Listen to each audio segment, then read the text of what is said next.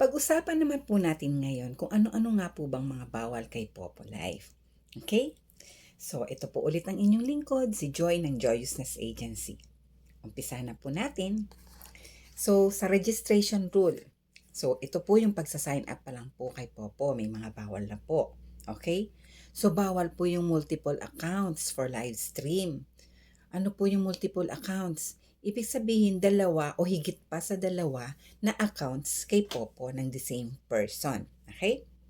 So, pangalawa po, bawal ang pornography publicly.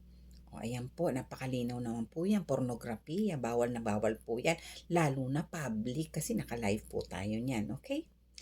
Number 3, no promoting on third-party platforms. Bawal po pala mag-promote ng Populay sa third-party platforms. Katulad po ng platform sa TikTok o kaya sa Facebook. Di po ba? So, bawal po pala yon mga third-party platforms. So, no underage personnel for live streaming. Ayan. Ibig sabihin, bawal po ang minors para sa live streaming at saka yung mahagip lang po sila habang kayo ay nagla-live stream. Okay po, bawal na bawal po yung magkaroon ng bata na umaali-aligid habang tayo ay nagla-live. Ito naman po, para sa live stream photo rule. Okay? Ano po yung live stream photo rule? Kasi po, dito po kay Popo, bago po tayo makapag-live stream o makapag-tasking o ma-receive po ang rewards natin sa mga taskings natin, kailangan po natin ng face authentication. So, kailangan po nating, kumbaga legit tayo na tayo yung magla-live stream. Okay po? Na tayo yung taong yun sa account na yun. So, ano pong mga bawal? Ito po. So, only the host with a valid live stream photo can be shown on the live stream page.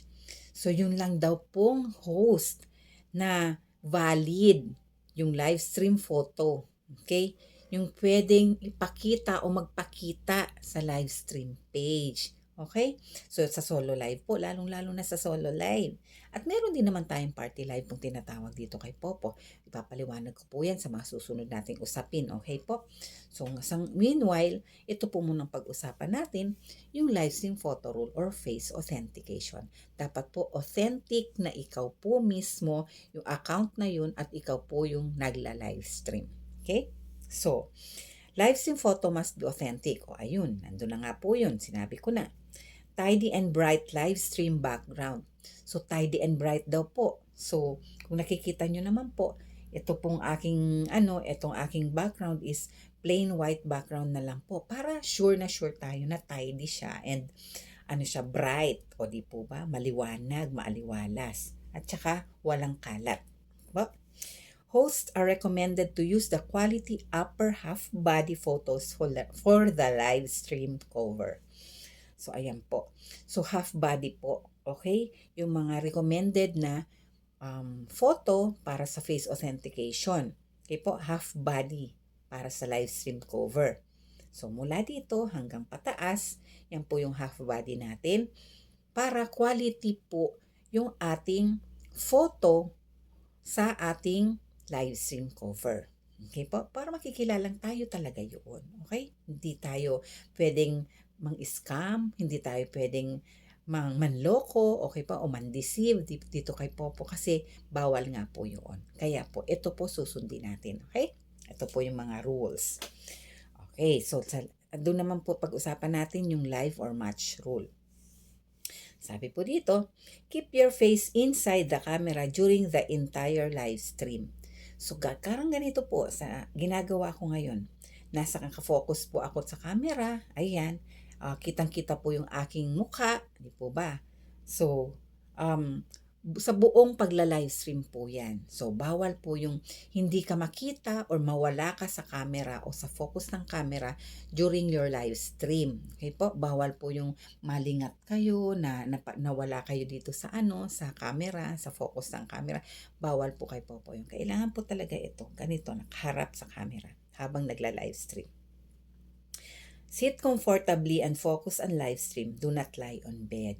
So, katulad po nitong ginagawa ko ngayon, nakaupo lang po ng komportable, okay po, habang nagla-live stream at bawal po ang nakahiga.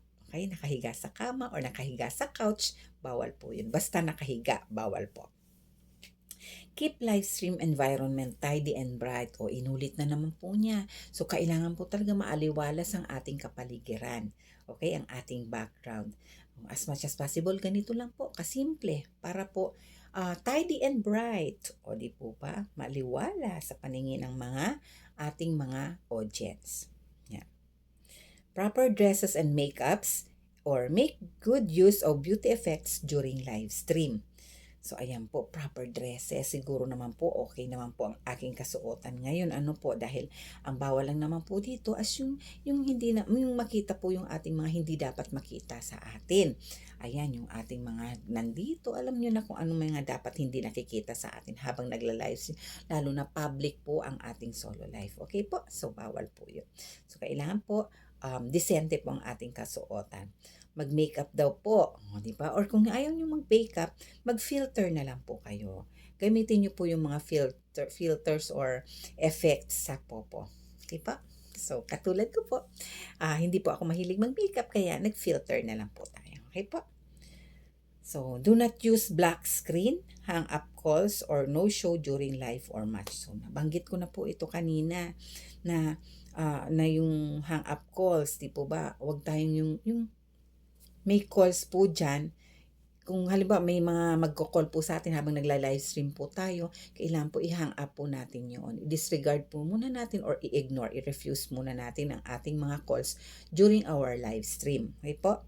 Bawal din po yung black screen. Bakit po? Kasi pag black screen, dark, di po ba? So, baka mapagkamalan po tayong mumu, di po ba? Or ng mga nanonood sa atin, audience, di po ba? Baka mapagkamalan tayong kung ano, di po ba? Kaya po dapat maliwanag talaga at maaliwalas ang ating kapaligiran habang tayo ay nagla-live. Okay po? Or yung no-show during live or match. No-show po is yung yun nga po, yung wala tayo dyan, di po ba? Wala tayo dyan sa ating camera, hindi tayo nakafocus sa camera, bawal po yung kay Popo. At bawal rin pong matulog. Okay po? Bawal maidlip habang tayo ay nagsasolo live. And most importantly, meron po siya ditong na take initiative po tayo to greet and interact with users, di po ba? So habang tayo nagla-livestream po, minsan may naliligaw po na audience or visitors or joiners, nanonood sa atin, ganyan. So, kailangan po, pag nakita po natin silang dumaan, sabihin man lang po namin, hello, hi po, good morning, good afternoon, good evening, kumusta po kayo dyan? Mga ganun lang po. Tapos, okay lang pa po kayo kay Popo? Okay naman po ba kayo dito kay Popo? Kumusta po? Nakasahod na ba kayo?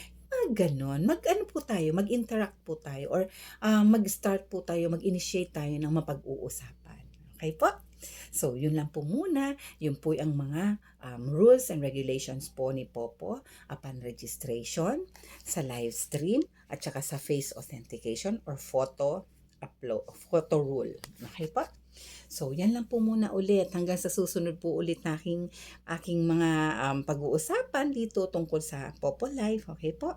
Sa ngayon po, sana may natutunan tayo at ito po ay lalong-lalo na po, very crucial po ito sa mga nag-uumpisa pa lang. Kasi yung first 7 days po na una nating pinag-usapan before, very crucial po yun dahil meron pong promo, earnings or promo na platform rewards si Popo para sa mga newbies for their first 7 days or 1 week.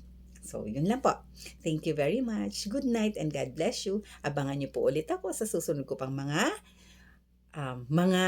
videos. That's all for tonight. Good night, good day. God bless you everyone. Bye.